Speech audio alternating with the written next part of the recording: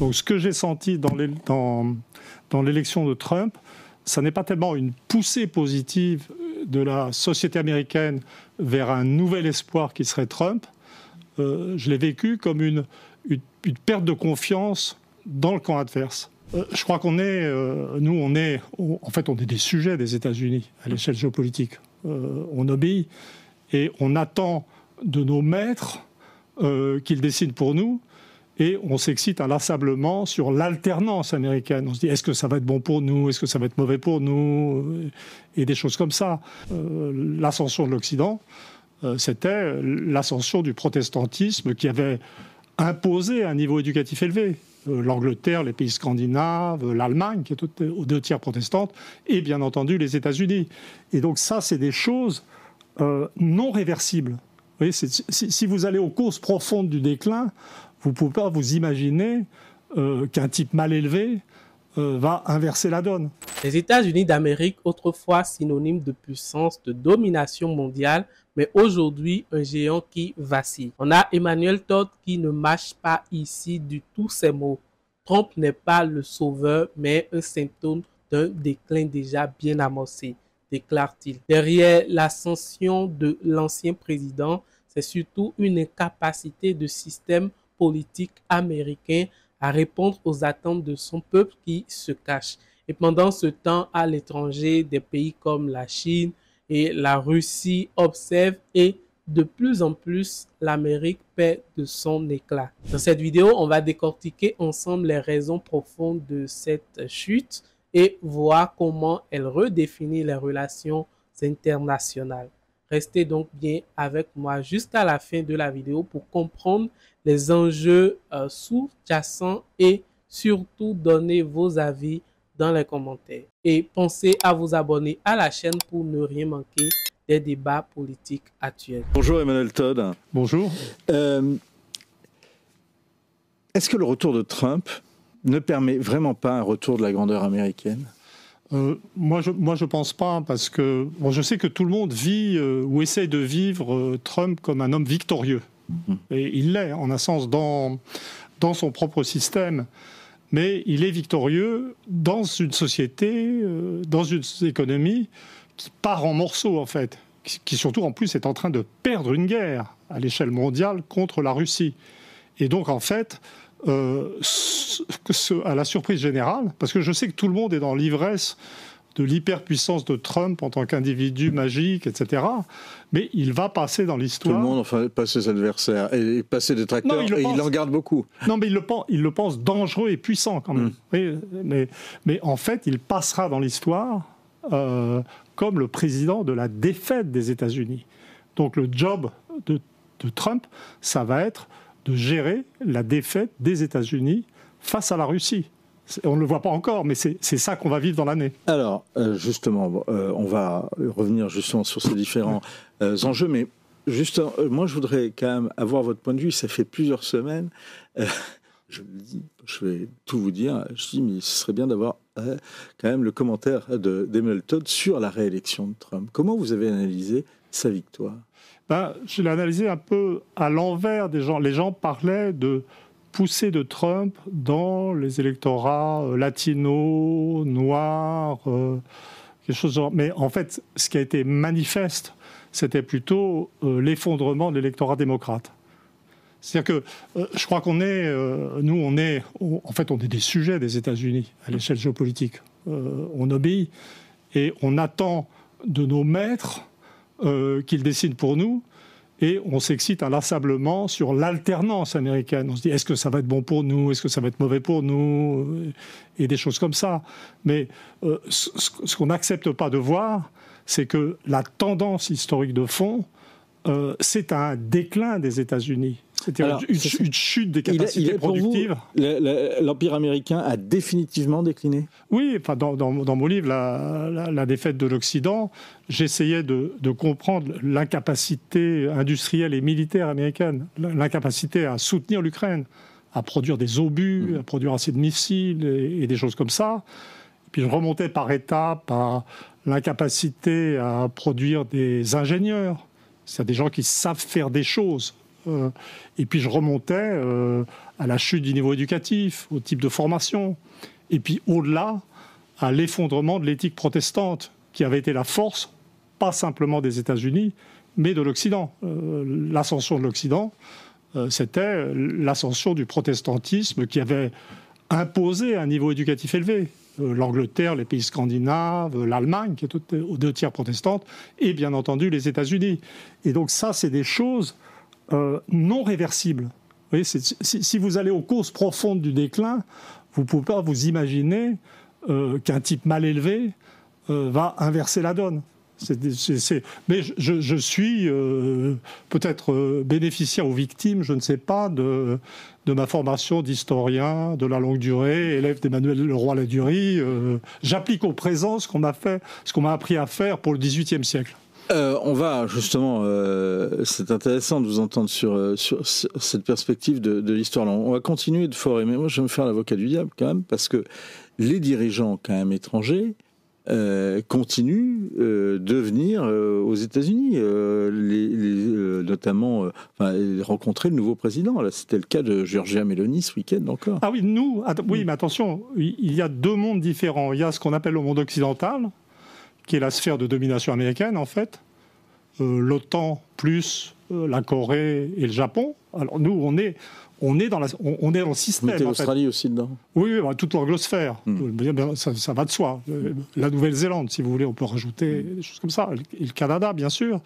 Et nous, on est dans le système. On est dans le système de pouvoir auquel nos dirigeants, appelons les choses par leur nom, notre oligarchie est soumise. Et donc nous, pour nous, c'est important. On croit que c'est important d'être bien avec les patrons. Mais à l'extérieur de la sphère de domination américaine, la vision qui existe, c'est très très clair d'ailleurs dans le dernier bouquin écrit par le ministre des Affaires étrangères indien, tout le monde à part nous a la vision des États-Unis comme en déclin. Et tous les autres, dans les années de guerre, à partir du moment où ils ont vu que la Russie tenait le coup, ce qui pour ce que les Russes appellent maintenant la majorité globale a été une sorte de divine surprise. En fait, c'est le monde qui était économiquement exploité par les Occidentaux, et le reste du monde, en fait, attend la victoire de la Russie comme une libération. Il ne voit pas du tout les États-Unis comme dans une phase ascendante. On va revenir justement sur la question de la Russie et de la guerre en Ukraine. Il y a quand même une question sur le déclin américain que moi je me pose. D'abord, déjà, sur cette dichotomie entre les États-Unis, enfin le système américain et ses alliés occidentaux, tel que vous le décrivez donc dans La défaite de l'Occident, votre dernier livre, et puis ce que vous appelez le reste du monde. Il y a quand même, vous dites que l'une des césures qu'il y a, c'est que, en gros, les États-Unis sont porteurs d'un discours globalement progressiste, et que en face, la Russie, notamment, fonderait son soft power sur un discours qui serait plus conservateur sur le plan sociétal. On voit quand même que Trump et son allié Elon Musk essayent de monter plutôt une espèce d'internationale des conservateurs souverainistes. Et comment vous observez, en tous les cas, quelle a été votre réaction quand vous avez eu l'irruption d'Elon Musk dans les questions européennes, et notamment ses accusations à l'encontre du Premier ministre britannique du temps où il était procureur en charge des enquêtes au Royaume-Uni à propos du scandale des réseaux pédophiles de Rottenham. On le rappelle, des milliers d'enfants et de jeunes filles enlevés et violés par des gangs pakistanais non incriminés par peur de réveiller des tensions interraciales. Oui, alors c'est une question sur laquelle j'ai réfléchi, et dans mon bouquin, je marque bien, j'insiste bien sur ces différences culturelles. Mais il y a 2 dimensions, je dirais, de l'opposition ou du ressentiment du reste du monde vis-à-vis des États-Unis. Il y a certainement cette dimension des valeurs sociétales considérées comme plutôt aberrantes par le reste du monde. Mais la dimension primordiale, quand même, c'est la dimension du pouvoir et de l'exploitation économique. C'est-à-dire un pays comme le Brésil, par exemple, qui fait partie des BRICS, donc qui fait partie de l'implicite coalition anti-américaine, et dans ses mœurs et dans ses valeurs, tout à fait proche de l'Occident. Donc, et je pense que là, cette tentative je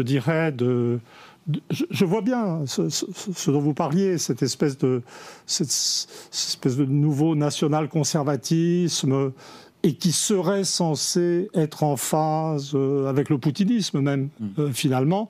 Je pense que c'est quelque chose qui va se dissoudre. Par exemple, si vous prenez l'exemple des partis d'extrême droite, dits d'extrême droite, je dirais plutôt néoconservateurs ou conservateurs populaires européens, qu'on soupçonnait à une certaine époque, ça n'est déjà plus du tout le cas pour Mélanie, en fait, qui a pris violemment parti pour le camp adverse. Enfin, violemment est exagéré. Et on disait, mais ces gens ont des valeurs... Nettement. Comment ? Nettement. Voilà, c'est mieux. Ont des valeurs communes avec Poutine. Mais en fait, il y a déjà une faille fondamentale. Les Russes, la doctrine fondamentale russe n'est pas le conservatisme. C'est un idéal de souveraineté.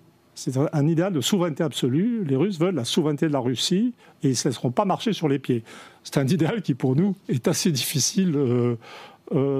c'est difficile de sympathiser. Comme nous, on est dans les abandons de souveraineté, c'est assez difficile de sympathiser. Mais l'une des conclusions qu'a tiré Poutine, ou plutôt les dirigeants russes, de cet impératif de souveraineté, c'est que comme il y a 15% de musulmans en Russie, et comme les pays arabes ou musulmans en général sont essentiels pour leur soutien contre les États-Unis, il n'y a pas d'islamophobie en Russie. C'est-à-dire que être bien avec les musulmans ou avoir une attitude positive vis-à-vis de l'islam, c'est d'ailleurs pour ça que le sommet des BRICS a eu lieu à Kazan, où il y a une magnifique mosquée qui est la capitale d'un État interne musulman, la Russie. Donc c'est fondamental. Alors que... Il n'y a pas d'islamophobie en Russie, vous dites, mais enfin quand même il y a une guerre terrible contre le terrorisme islamiste, où il y a eu quand même plusieurs attentats à Moscou, et une guerre contre la Tchétchénie. Ah bah oui, mais... et avec les soutiens wahhabites en Tchétchénie. Je sais qu'on me soupçonne d'être un agent du Kremlin, ce qui n'est pas vrai, je le précise, mais je n'ai jamais dit que les Russes ou le régime russe, c'était des gens commodes. Donc ils ont mis le pas en Tchétchénie, et les régiments tchétchènes, d'ailleurs, maintenant sont le fer de lance de l'armée russe en Ukraine. Donc, de ce point de vue-là, il n'y a pas de problème. Mais l'un des définisseurs des points de départ des populismes conservateurs européens, c'est l'islamophobie. Donc dans cette dimension... C'est l'islamophobie ou en tous les cas une obsession de l'immigration. Un souci de l'immigration. Voilà. Je n'ai pas dit le terme islamophobe est un terme polémique. Donc, oui. Je n'ai pas dit que une hostilité à l'islam politique. Voilà. Et donc il y a une faille. Et ce qui va apparaître, c'est que en dépit du conservatisme moral affiché par Trump, et de ce que ça pourrait supposer de rapprochement avec des choses équivalentes en Europe, on va s'apercevoir que ce qui est fondamental, c'est la relation de pouvoir et d'exploitation économique. Vous dites, si je vous suis, qu'il peut y avoir finalement un malentendu avec les Russes sur le rapport avec l'islamisme et le rapport au monde arabo-musulman. C'est-à-dire que pour les Russes, l'un des phénomènes de la guerre, ça a été le rapprochement entre l'Arabie saoudite et la Russie, qui sont mis à gérer conjointement, le marché pétrolier. Ça a été le rôle de la Chine dans le rapprochement entre l'Iran, devenu de plus en plus un allié de la Russie, et l'Arabie saoudite. En fait, ce qui se dessine, je crois qu'on a du mal, nous occidentaux. Moi, je suis un occidental, je suis fondamentalement peiné de cette situation. Mais c'est qu'on a énormément de mal à regarder le monde par les yeux des gens qu'on a dominés depuis la révolution industrielle. C'est-à-dire l'idée que, quels que soient les systèmes politiques, les systèmes sociaux, le statut des femmes, le degré des libertés, parce que l'Inde est une grande démocratie, la plus grande du monde, le Brésil aussi c'est une démocratie. On a pesé Je veux dire, on a exploité, pesé, dominé ces mondes et que l'appel de la liberté, l'idée d'être débarrassé de nous, peut être quelque chose de très fort. C'est paradoxal parce qu'on est dans une phase où, quand on regarde les universités, on voit des tas de gens qui se lamentent sur nos torts pendant la période de l'esclavage. On est dans une sorte de rétrospective, de se frapper sur la poitrine pour tout ce qu'on a fait de mal dans le passé. Mais la vérité, c'est que la globalisation, la deuxième après celle de vers 1900, la globalisation récente, celle qui a suivi la chute du mur de Berlin. Voilà, a été la mise en exploitation des populations actives du reste du monde, une mise en exploitation comme on n'en avait jamais vu. C'est-à-dire qu'on n'a jamais été à ce point. La mondialisation a été une néocolonisation. Mais c'était incroyablement puissant. C'est-à-dire qu'on a délocalisé notre classe ouvrière là-bas, ils travaillent pour nous, les Chinois nous nourrissent, les enfants bangladeshis. On ne se voit, nous ne nous voyons pas tels que nous sommes. C'est assez curieux, en fait, comme situation. Et ça, c'est un point que vous soulevez également dans votre livre, qui est assez étonnant. Mais il y a les deux dimensions. Il y a la dimension culturelle, sociétale, et la dimension économique et de pouvoir. J'ai peut-être deux dernières questions sur la question américaine. Je reprends Elon Musk. Est-ce que, quand même, Musk n'est pas, malgré ses extravagances, malgré peut-être ce que certains diront ses outrances, n'est-il pas quand même l'illustration et par ses réussites, que le génie américain a encore des ressources? Je ne sais pas comment dire. Dire que les Américains n'ont pas de ressources, ça serait idiot. La Silicon Valley, ça existe. Ils ont des ressources pétrolières et de gaz aussi, mais il faut mettre les choses en place. Regardez, si Elon Musk, vous prenez les choses qui marchent. Elon Musk, ça marche. Je ne suis pas en train de dire qu'il n'existe pas et que ce n'est pas un génie industriel. Et surtout qu'il y a eu l'intelligence de revenir à une activité qui est dans la production des choses. Vous voyez ce que je veux dire? Comme la première révolution industrielle. SpaceX, chiffre d'affaires, 9 milliards de dollars. Starlink, chiffre d'affaires, 7 milliards de dollars. Boeing, qui est en train de partir en morceaux, c'est quelque chose de très important, c'est 65 milliards de dollars. Donc ce qui est important aux États-Unis maintenant, c'est l'effondrement de Boeing. Ce n'est pas le succès de Musk. Il y a une chose que je voudrais dire sur Musk quand même, parce que je ne comprenais pas. Sur le plan méthodologique, j'ai beaucoup de mal en ce moment. Vraiment, j'essaie de réfléchir avant de venir, c'est-à-dire aux tendances générales du monde. Et je me disais, mais j'ai jamais eu autant de mal à comprendre ce qui se passe. Et j'ai compris pourquoi je ne comprenais pas. C'est qu'en fait, ce qui se passe de définitif et de solide, c'est la victoire russe à l'Est. On est en train de subir une défaite. Le camp occidental est en train de subir une défaite et on est en cours de dislocation. Donc en fait, il se passe un peu n'importe quoi. L'Europe est dans un état de stagnation économique incroyable. Ses systèmes politiques sont bloqués. Je n'ai pas encore eu le temps d'étudier la crise coréenne ou la crise japonaise, mais ça ne va pas mieux.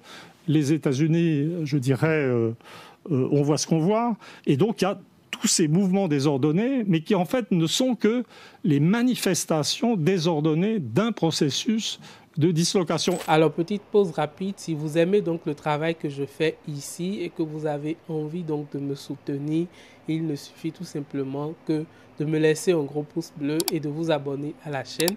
Et surtout, me faire parvenir vos avis dans les commentaires. On peut continuer. Et Elon Musk, il y a un truc qu'on ne voit pas dans Elon Musk. C'est un type étonnant, il est très riche, c'est l'homme le plus riche du monde, et alors il est sans filtre. Donc il dit des choses qui nous paraissent aberrantes. Je veux dire, il intervient dans la politique allemande, donc il chie sur les Allemands en fait. Ensuite, il intervient dans la politique anglaise, il chie sur les Anglais. Je ne sais pas ce qui va nous tomber dessus à nous Français, mais lui, il le dit. Mais la vérité, c'est que quand vous lisez les géopoliticiens américains, c'est ce que les Américains pensent de nous. C'est-à-dire, lui parle aux Européens comme les Américains pensent. C'est-à-dire, les Américains nous méprisent pour notre servilité. Et juste, Moss, c'est le mec qui il le dit. Alors on est choqués. Une toute dernière question sur le plan géopolitique et sur les États-Unis, puisque vous aviez évoqué la Corée, le Japon, il y a Taïwan. Vous dites, dans votre livre, ça c'est assez fort, Taïwan ne sera pas protégé. Les Américains n'ont pas les moyens. C'est-à-dire que l'une des choses qu'on a constatées pendant la guerre d'Ukraine, c'est que toutes sortes de matériel considéré comme offensif a été périmé. Donc le char est périmé, puisque maintenant les missiles anti-chars sont plus efficaces.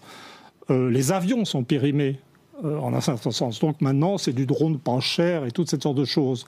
Mais l'instrument du pouvoir américain dans le Pacifique, c'était le porte-avions.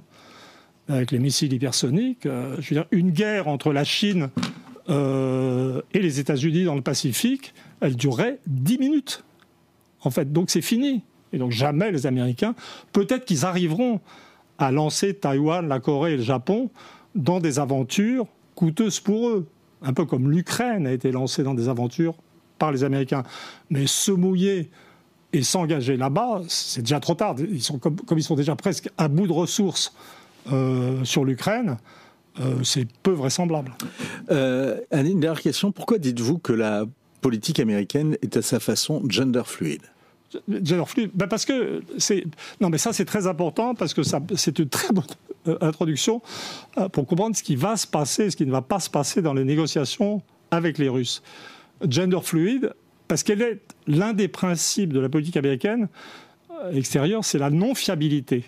C'est-à-dire, un président signe un truc, le suivant abolit le traité. C'est ce qui s'est passé entre Obama et Trump pour l'accord sur l'accord sur le nucléaire iranien. Et donc, c'est un principe. Moi, je lis les Russes. Et donc, l'un des principes de la politique extérieure russe, c'est qu'ils savent qu'on ne peut pas faire confiance aux Américains et que même un traité signé ne sera pas respecté. Ce qui explique pourquoi. Donc là, tout le monde est en train de s'exciter. Trump va arriver et négocier, ou plutôt intervenir dans une négociation entre les Ukrainiens et les Russes. Cette formalisation est déjà ridicule, puisque c'est une guerre entre les Américains, avec leur proxy ukrainien, je dirais, et les Russes. Mais les Russes savent très bien, ils le disent déjà, que si les États-Unis signent quoi que ce soit, les Ukrainiens signent quoi que ce soit, pour un cessez-le-feu sur une ligne quelconque, etc., ça sera juste pour réarmer l'Ukraine et pour repartir dans 10 ans, comme la dernière fois. Ce qui veut dire qu'il n'y aura pas de négociation, aucune, et les Russes, pour se mettre à l'abri, et parce qu'ils ne pourraient pas refaire un effort comme celui qu'ils sont en train de faire, vont devoir prendre tout ce qu'il faut pour être en sécurité. Donc, comme les services britanniques ont utilisé Odessa pour envoyer des drones navals sur le port de Sébastopol, la prise d'Odessa et de l'oblast d'Odessa est une nécessité pour les Russes. Il faut qu'ils aillent jusqu'au Dniepr.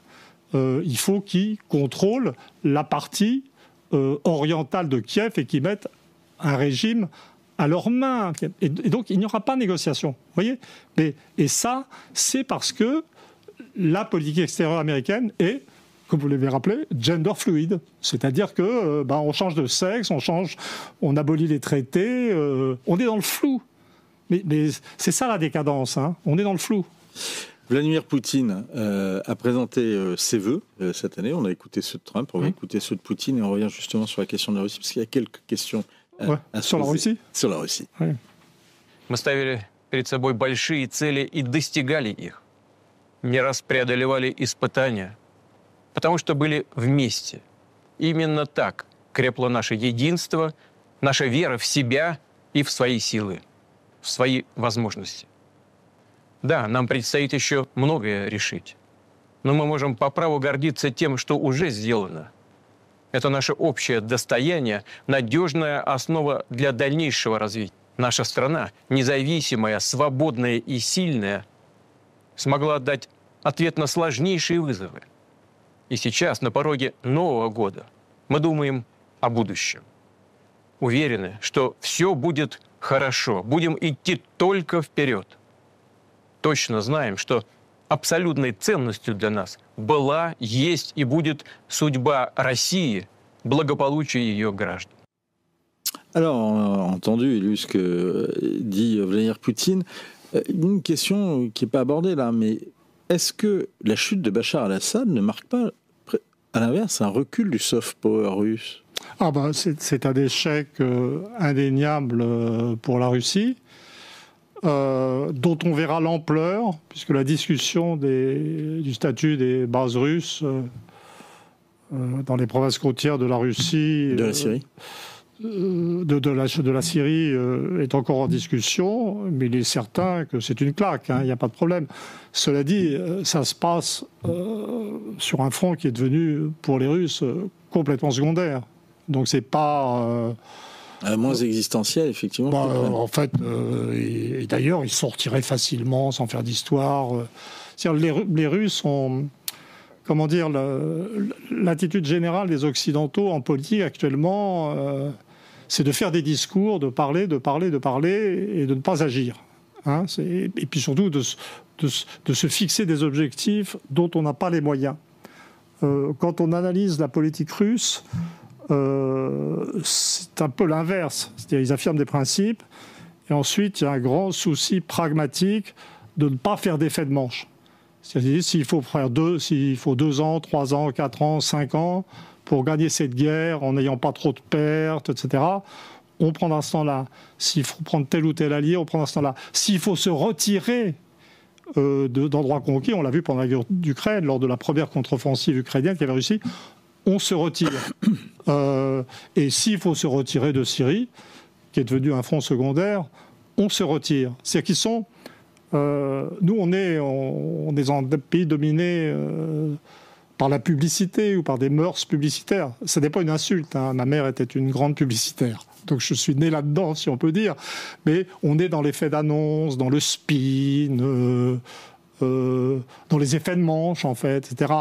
Et les Russes, c'est le contraire. C'est une culture peut-être plus archaïque, un peu comme la culture industrielle allemande. Les Allemands ne sont pas non plus dans les effets de manche. Et donc, voilà, si... on a des pertes, on les prend, on ajuste. Président, on parlait beaucoup de l'Allemagne et beaucoup de Russie. Parmi les rendez-vous de cette année, il y a de nouvelles élections en Allemagne, prévues a priori le 23 février prochain.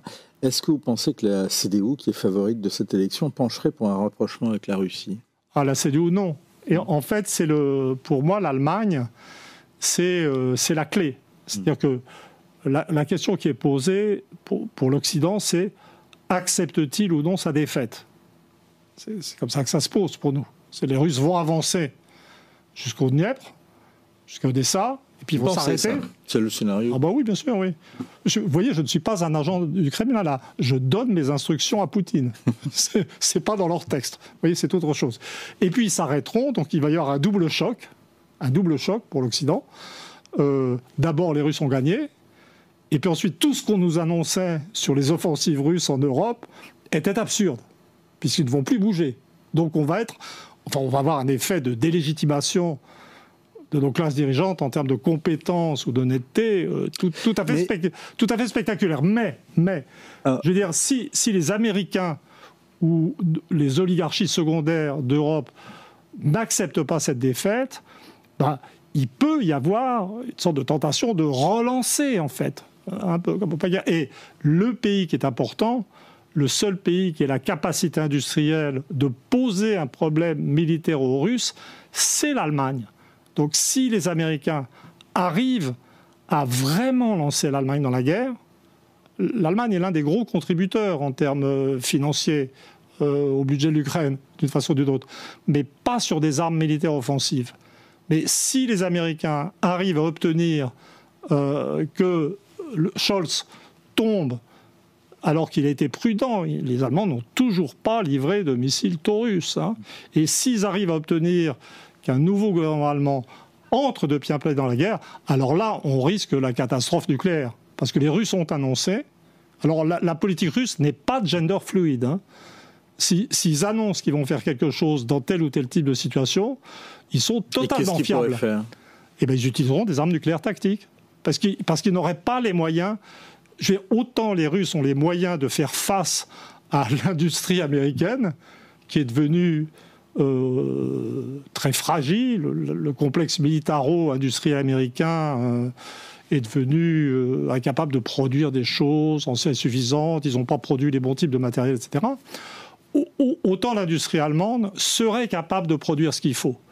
Donc là, il y a un vrai enjeu pour les Russes. Et les Russes ont été très patients avec l'Allemagne. Je pense qu'ils sentent ça, ils voient ça.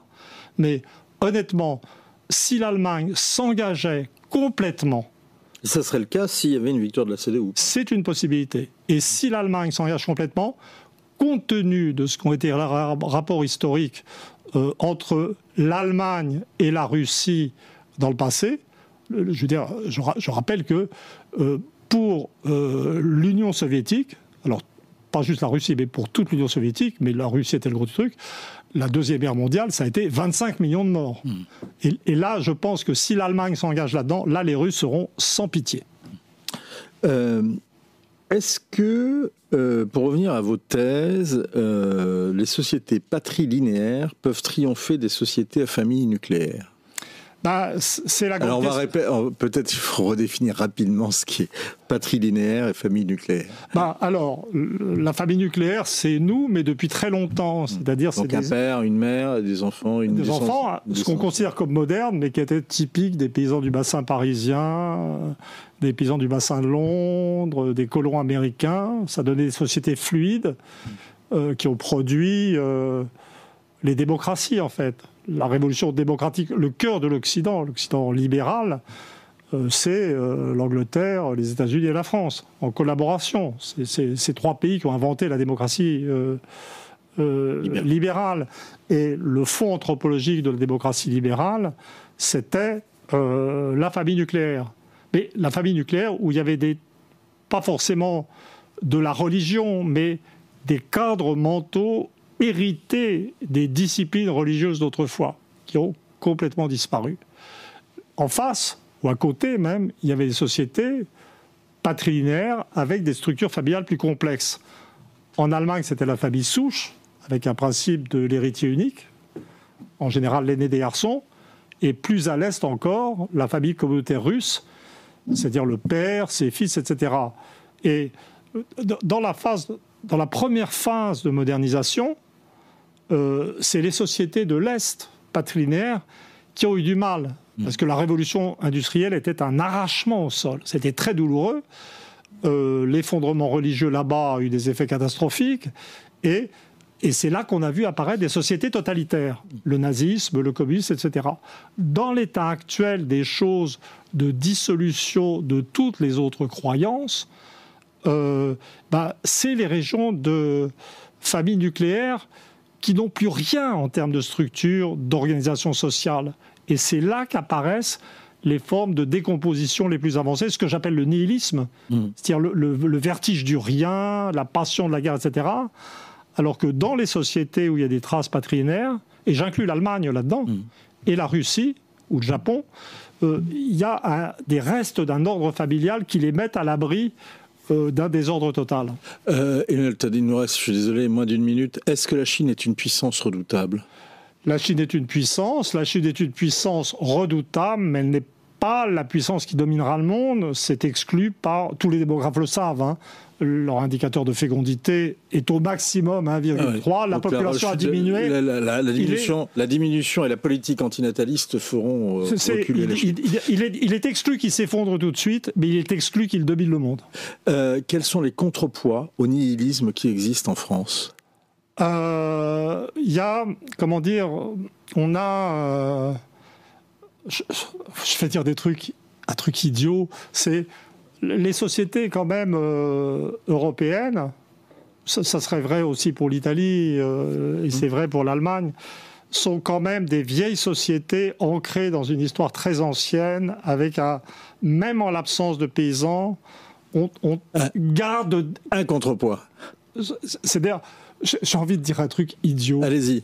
Ce qui pourrait nous sauver, c'est la beauté de nos paysages, de nos monuments, et un amour de ça qui reste dans les gens. Eh bien, merci beaucoup, Emmanuel Todd. J'avais une autre question, mais on la posera une première fois. C'est pourquoi un livre traduit en 22 langues, comme La défaite de l'Occident, ne l'est pas en anglais, mais vous reviendrez nous le dire. La CIA a dû interdire la traduction. Ça doit être ça. Merci beaucoup, Emmanuel Todd. Donc, c'était du deuxième degré, hein, ça je le dis pour les réseaux sociaux. Emmanuel Todd, on en sort plus instruit, plus intelligent. C'est chez Gallimard, La défaite de l'Occident, et il faut absolument le lire, même si on n'est pas toujours d'accord. Trump est-il vraiment le problème, ou nous sommes face à un système qui a perdu la confiance du peuple américain? Est-ce que la montée donc de Trump indique la fin d'un modèle de politique traditionnel ou bien un besoin de repenser en profondeur le rôle des États-Unis dans le monde? Comment vous voyez l'avenir des relations internationales avec des puissances comme la Russie et la Chine qui semblent de plus en plus affirmer leur place? Vos avis m'intéressent vraiment et très très sincèrement.